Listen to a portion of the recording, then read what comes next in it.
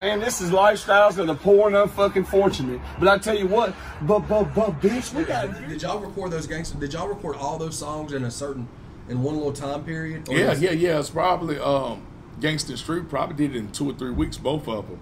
Oh wow. Yeah. We did like 40 songs. You know what I'm saying? It might have been a month. Me and Buck was hanging together probably about 5 or 6 months, but you got to realize he left. He left and went to the Feds 18 months the first time from 2012 to 14. So we had done the first one, and I still had enough songs to split it up. So when he was on house arrest, probably about to go, we done probably that 2. It was kind of rushed. You know, it wasn't as good as 1, but it still was quality songs. But we kind of, but yeah, it was probably the first crop of it was probably in 3 to 4 weeks, and then he got on house arrest. He was about to leave, and we done another 10, 12 records. Yeah, but I mean, even like you talked, moving into pay-per-view too. That's the one that's got Black Friday on it. Yeah. I really. That's a solid project, dog. It was really good. That project. I love the project. And I sold pretty good, and I did pretty good. It was moving to more digital.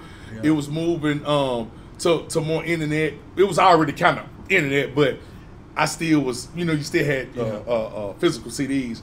But no, that was one of my favorite projects. That's probably my favorite project. You got to realize I didn't really do many projects. So this whole time, you're only talking about 5 projects. Yep. You see what I'm saying? But I milked singles, and and I kind of was a lazy rapper, to be honest with you. I always been quality over quantity. Yeah. And some people are more quantity. Like, you did with Young Buck, he gonna rap 1,000 songs in. Man, I'm like, why we rapping all these songs? I'm finna make this one hitter, and I'm gonna go on a promo. I was kind of like a club guy. I want to move around and, you know, more than a rap guy. Yeah. It's 2 different people. A lot of people are rap dudes and not knocking them. There's some dudes that can rap a whole lot of songs. Right. Lito put his shit out though. Lito rap a lot of shit. We got a lot of projects. Like, I'm like, damn, how you get that many words to come up with this? Yeah. So I was really good, but I didn't believe in overdoing it. No, yeah. So I do one project, it might go 3 or 4 years. Yeah. I might do a mixtape in between that, do another project, it's a staying big thing. relevant, though, Yeah, bro. stay relevant. That's what matters, dog. Yeah. So I didn't do many projects like you got Real Talk 1, 2, you got Pay-Per-View 1, 2, you got Dopamine, that was a pretty good project. Yeah. With E-Mac. Me and Jelly Roll hooked up on that. We was dealing with the same man, I talked to Jelly, man. Somebody was giving us a lot of money. I don't know how it was a lot of money then to manage us. 2000. Well, I met Jelly probably and shit. Me and Jelly been cool probably since 03. Yeah. I think I met him when he did a freestyle contest at Outer Limits and he won it. Well, Fade was telling us the story about that's crazy. Fade up from the gas station where he went to. And I hooked up with Jelly when he got out of jail one time and pulled up on. Jelly got a lot of respect. Me and Jelly real good friends. Yeah, he's always said he's a real good guy. I'm so proud, man. Like he let me and my wife was pregnant at the time. We went to a show backstage and stuff, and he'll make sure he answers stuff. I don't get on his nerves too much because he's just a great big artist now, but he keep it real. Like he a good dude, and I'm proud for him. But yeah, we did a couple songs. None of them. We got a couple songs out somewhere. None of them really went. I think he was on his Mid-Grade Miracle. Yeah. For sure. We did party like a frat party. Frat party song. We did a couple songs. But we had the same managers at the time. E-Mac. Yeah, E-Mac. Yeah. E-Mac hooked us up with some people that gave us some money, like $50,000. To do a project, to up some young white kids. They came into a lot of money, and their favorite artist was me and Jelly. And they gave us like 2010. They gave us some money. They gave us a condo and shit like it. It didn't last long when they was paying us. They gave us $50,000. Jelly Roll might have got more. What? He might have got more. He probably got 100, but they gave me like 50. Yeah, it was cool though. And me and Jelly Roll was like under the same little management and shit like that. What project was that called? So I did Dopamine at the time. I was working on that. Was 2010. They hooked me up. So E-Mac had me and Jelly. Yeah. And he was getting us some money. E-Mac did get us some money, but he hooked me up with Felonious Records, and they gave me some more money. And Jelly Roll went with some people, but and they both, it was under the same parent company or whatever. It didn't last long, probably last like 6 months, but it was a good little time. Me and Jelly was like kicking it then. Oh, that's dope. Yeah, that's dope. Yeah. Because that was probably around, you said that was around 10 and 11? Yeah, 10 and 11. That was probably when he got ready to do that stuff with Hypnotized Minds. Yeah. And I think after that, since then, Jelly kind of, man, he got different, man. But that was our last little space, and since then, he did that, did this, and did that, and then he changed up. Sure. Yeah, that's dope, man. And then Well, then after that, I remember too. You did one. The only place I could find it was Spinrilla. You did Pay-Per-View 3. Yeah, Pay-Per-View 3. Then that was a good project. That was a good project. Genius wrote it. Yeah, Genius wrote me and Lito. That was crazy. And Petty. That's the first time I ever heard of Petty. Yeah, he's talking about somebody that writes 100 songs, bro. He's dropping every Friday, bro. Jelly Roll just said. I think Jelly Roll put a light up on his ass, but he told me he need to drop more music and shit like that. Yeah, they good. They good. They can rap. They can rap. But yeah, that's the first time I met Petty. Yeah. Lito said, man, I'm gonna do it, but I got this guy. I think Lito was kind of messing with him, but he sent the verse to him and he did it in his own studio and sent it back. I was like, God damn. Yeah, he snapped. Bro. Shit, man, that was a good record though. Yeah, it was. That was a good record. Then Lito threw me a bone because he put it on Ultimate Warrior. He put on one of his CDs, Mental Warfare. He put it on one of his therapies or some shit. Yeah. He put Theories. He put it on his Theory CD. And it got me a lot of views and shit. So I had some good stuff. But that was my last one. Yep. That was 2016, I think. So the one that I'm listening to, there's another one that I see on there. Okay. It's called Book of Teray. That's me and Ego. You and Ego. Okay. I just kind of was introducing. I was kind of going towards management. Management, yeah. And I was kind of trying to throw him a bone, to do something with him. But that's kind of what that was. And I had already probably went to management. And I was trying to be kind of ego management, whatever, but I just didn't have no more energy for it. After that, after really Pay-Per-View 3, I was kind of calling myself retired, and that was probably 16. So it's crazy. It's been probably 5 years since I've done anything until the verses. Yeah, and that was my first song I done. That single's dope, bro. Yeah, that was good. The Where Your Muscle At? Yeah, that was good. I thought it was good. Band played through me a slap. And you were. It was different than what it was. Still paper, but you were more aggressive. Yeah. I think it came from an angry place, but I think I still delivered well. It was catchy, and it was and then it went on to, but it was in the heat of the battle when Elroy, and that was to be honest, like Roy said, he did bring me out because I had to go get a beat from band play, go record, go be a rapper, like so. And after that, I had no more energy. I posted that one time, and I never posted it again. It was over and done with, and it was gone. I had an inkling. That was about a year ago. I had a little energy and motivation up until then. The day after that, but I promised 2 days after that I was done again. I thought I would. People was like, "You coming back?" And I thought about it. But I just had no more energy for rap. Yeah. And actually in a happy place though. Like some people flirt with it. Some people, I think I've done it so long, and it brought. If I could do it like Jelly Roll and have those fans and sing, damn near songs for the heart, and nothing's going to happen. But for my music, you had to be in it. Yeah, you had to be in it, and this is my truth. No, for sure. This is my truth. I just didn't have no more time to be in it, be active. Better do it that way than not have it and just half-ass something. Yeah, for real. And then put stuff out and be like, well, you can tell he. Yeah, it's best that you did that. And I promise, I thought those last projects, were going down, but they were good projects. I thought it was quality stuff, but it was probably Pay-Per-View 2 when I was mentally. Yeah. I still stuck around. Yeah. But I was mentally out of it. Pay-Per-View 2. That was 2014. Yeah. So I just won those Barry Sanders career where it was good. Yep. And That's my favorite player ever, Barry Sanders. And I actually was going to call my last CD Barry Sanders. Yep. And people weren't going to know the meaning of it. Was going to just be like a hit, a good, and then gone. Still had some years left, but you decided. Yeah. I still think about it all the time. If he'd have kept playing, bro. Yeah, no, he didn't want to break Walter Payton's record. No, he was just a good guy. You know what I'm saying? Yeah, I love that, man. So after you did that, you just started doing. It's just because you said you got kids, right? Yeah. So now you basically just been doing the family thing. And working man, just working. I got a couple businesses, man. I just work, hustle. My business is that's where we at right now. Got a nonprofit that got like 8 after school programs running at the same time. Man. In the inner city. Awesome. So I started that probably 5 years ago. So after school right now, people go. We got in the inner city for at-risk kids. Yeah, or whatever. Yeah. And I've been doing that 5 years in So full since motion. you stopped doing the music, Yeah. And my parents already were doing it, and they Yeah. kind of threw it to me, and they retired, and me and my brother do that. So that's the nonprofit. Then we got a for-profit where we train kids to get scholarships, football scholarships and stuff called National Playmakers Academy. We had Jalen Ramsey.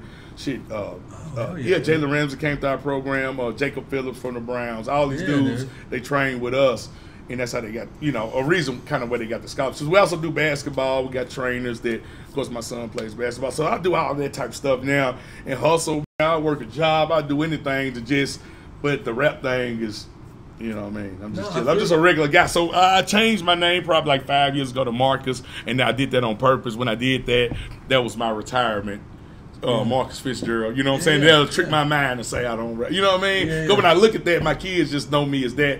They know me as Paper, my son, of course, and my daughter's 11. They know me as Paper, but they helped me get out of Paper because it was so scary to them. You got to realize, and this is now, you got to realize how the streets is directly correlated. Urban rap is directly correlated. Sure.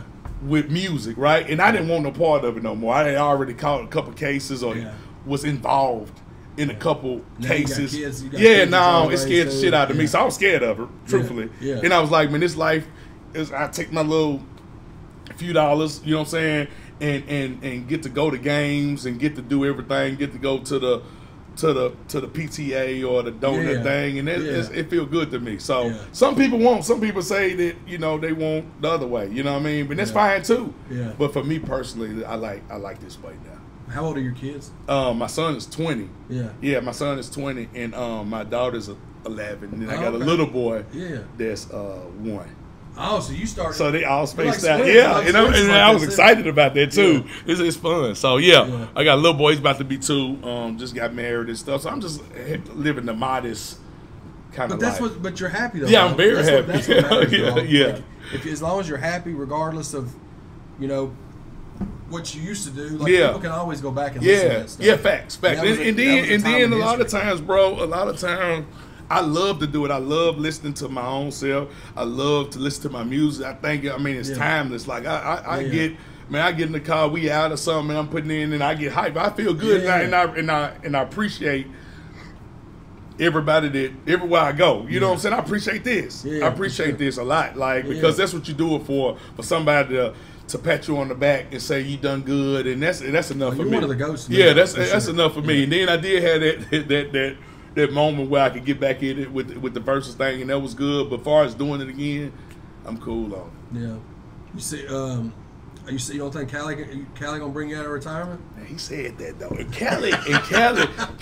And now I do want to do kind of like the Jay-Z thing. Yeah. Come out for my friends here and there. Sure, I think I got enough, but Cali doing his thing. Yeah, he's killing it. And that's one of my good friends. I just love dude. He's such a good spirit. Man, dude, I love Cali. Like Vac, Fate, all my friends, Lido, man, I'm proud of Trapper Mandel. Oh yeah. My partner D-Strap. It's a lot of friends, band play that I got that I can say, damn, these dudes came up under me or with me, and I can still root them on, and you know what I'm saying. That's where I get my happiness from. I'm gonna go ahead and say this now.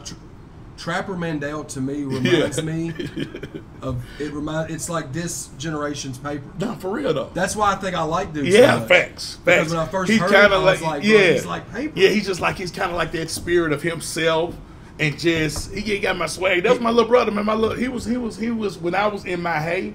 He was my backseat rider. One of my looking at it. He went to jail. I didn't know he rapped. He said the same thing, that he was kind of scared to rap when I was in my day. But he was just one of my little homies from the hood. Yeah. He was hanging with me. Just so he's from here too. Yeah, he from out west. Yeah, and he didn't rap until he got out. And when he got out, I think probably 14, 15. I was almost out of it. And then I got out of it. He's like rapping. I'm like, man, where'd that come from? He's like, I just didn't want to.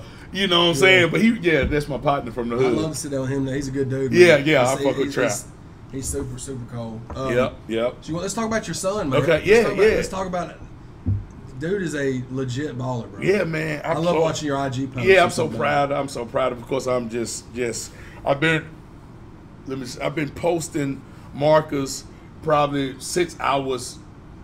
All my videos. Yeah. He was on there, V12. He on there playing. Even the the Dope Boy Swag song. He on that shooting. He a little baby, like 8 years old. But I always was putting him on because I had to go from those videos to train him, to coach him. So I was always two different people. You know, and that probably started. It probably started from my parents. You know what I'm saying? Like, my dad was always a coach. You know what I'm saying? Coach Fitzgerald. Everybody, he's probably as popular as me. I always heard that about you. He's probably as popular as me. You know, he coached all the Big John Henderson, all those UT guys at Pearl. So we always kind of had that fame to us. But, you know, I got into the streets. I got into the rap thing. But I never left the fatherhood thing, right? And that's why I was always conflicted with, you gonna crash out and do this, but I never missed a game. I never missed a haircut, like in 20 years. You know what I'm saying? We still got a haircut together. So I take pride in that. I take pride in that. So a lot of people didn't know.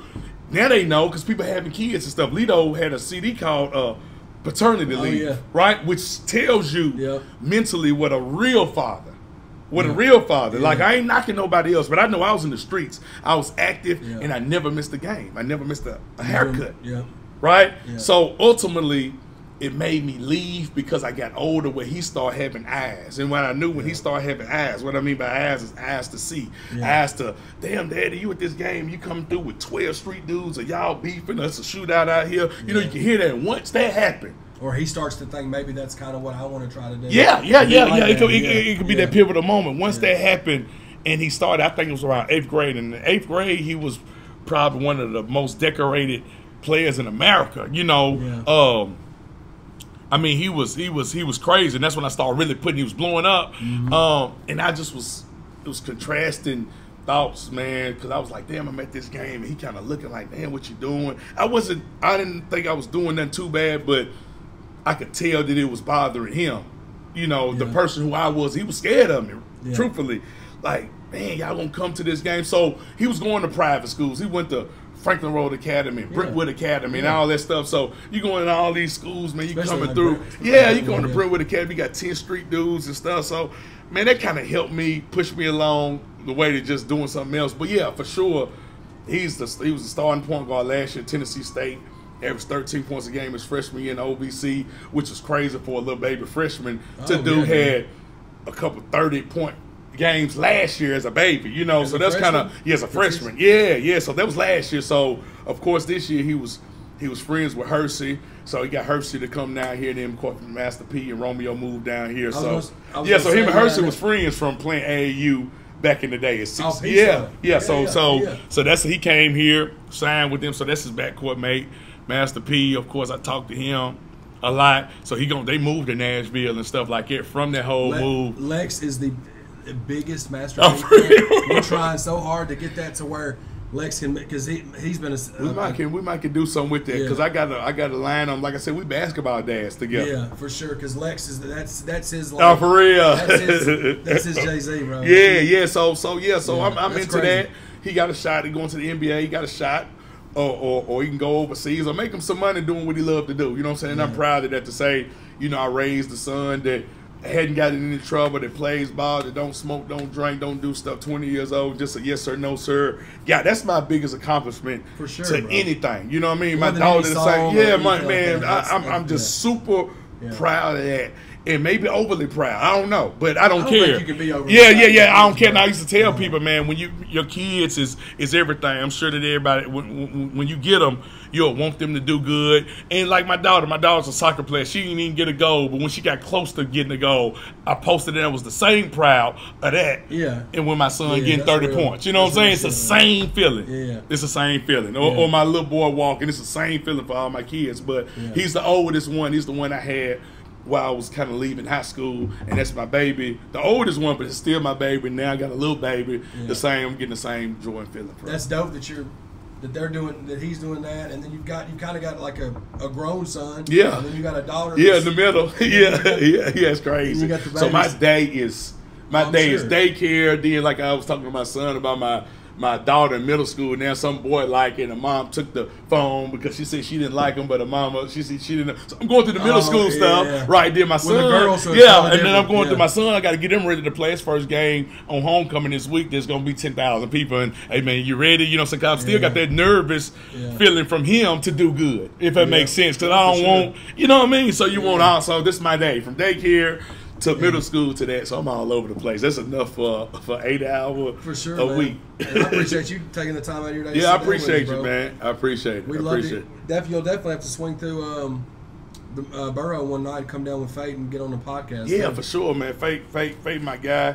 And like I said, I checked y'all stuff out with Jelly Roll and Lil White, and I'll be looking forward to seeing Fate. But yeah, I'm just anybody that's doing something, pushing the culture forward, and I'm rooting for all these guys. You know what I'm saying? Sure, I seen it with Jelly Roll, and every time I see a Jelly Roll post, I at my wife, and I'd be so proud. You know what I'm saying? He always hit me back like, bro, you know what I'm saying? Just always show me their respect. You know what I'm saying? Because he's doing his thing right now, and it's a lot of them. Yeah, it's a lot of them. He's performing at the what's it called? Grand Ole Opry. Wow. November 9th, man. Wow. It's crazy. And he was like, man, I can't. Like he did in the podcast when he broke down. He's like, I can't. At the Ryman show, he was like, I can't believe this is happening. Yeah, he's so 10 years humble ago, though. Yeah, for real, you man. know, we were doing shows at the same. Yeah, same. We done got booked together. Yeah. We done got booked at these little spots downtown where they trying to pay us in the back door because they got $300 for Jelly, $400 for me, $500 for Star, and I'm like, man, fuck it, man, just for real. Yeah, it's dope to see where it's come to from here. Yeah. But man, another thing too, before we go, are you trying to get all your stuff on, like all your old stuff? Yeah, I'm trying to compile everything. Actually, I'm trying to get some money from. I got some stuff that I can make some money from, but I got somebody doing my ASCAP, my publishing and everything, and even compiling all my stuff to put it on one channel and just kind of release it, just salvaging it all. Yeah. Because it's so scattered. You know what I'm saying? That's kind of how my stuff was, and it's kind of how the evolution was to the game. You know, I came in when it was like this, and it evolved, and sometimes you just don't keep it. We came in from CDs and even vinyl. My first Get Your Paper Up single, C-Wiz, C-Wiz just called me, but all those early DJs made me press up the vinyl. You had to pay $1,000 for them to spin it. You know, they were still doing that. So it come from all of that to now. You know, you got to good residual to come, like stream revenue. Oh, facts. Because you got some songs that are still they're still playing it. Man, most of my songs still played in the club, still played at TSU on the radio. Even on the radio, they said I'm ready, and that's me. You know what I mean? On one-on-one when they always did it as they made ad lib. So you know what I mean? It's cool. I just got to salvage it all and compile it and get it together. Do you have all of it? Yeah, I got all of it. As long as you got all of it, then you good, man. Yeah, I got it. If you got questions on how to upload it, I can help. Yeah, you can help me on that. I need that just to make sure you can get you. Yeah. Whatever you get from it, that's extra. Yeah. Sometimes I can use it. Yeah, for sure. For real. Man, we appreciate it so much you sitting down with us, man. Shout Arms TV. Hopefully we'll link up again, maybe on the podcast. Yeah, we'll do that. We'll definitely stay in touch, man. But I appreciate you, dog. I appreciate it, man. Thank you. No problem.